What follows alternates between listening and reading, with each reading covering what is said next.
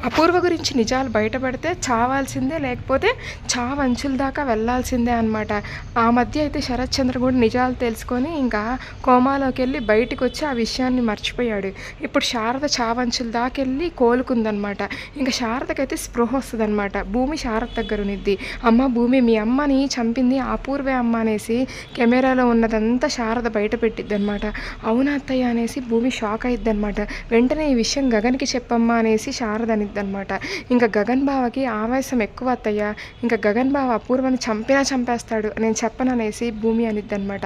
కానీ గగన్ అయితే ఇంకా అక్కడే వెనకాలే నిలబడుకొని ఉంటాడనమాట. భూమి అయితే షాక్ అయ్యిద్ది. అయ్యయ్యో! గగన్ బావ వినేసాడా ఏంటి మా మాటలనేసి అనుకుంటూ ఉంటది. కానీ గగనేం వినుండడులెండి. గగన్ వింటే సీరియల్ అయిపోయిద్దనమాట. ఎప్పుడే అపూర్వ గురించిన నిజాలు బయటపడతాయి చెప్పండి. ఇంక మన భూమి అయితే గగన్ తాళి కట్టాడని నిరూపించుకోవాలి. వాళ్ళిద్దరు కలవాలా, ఆ తర్వాత కెమెరా సాక్ష్యాలు బయటపడాలా. అప్పుడు కదా అపూర్వ దొరికేది. నెక్స్ట్ ఏం జరుగుద్దో చూద్దాం. Thank you.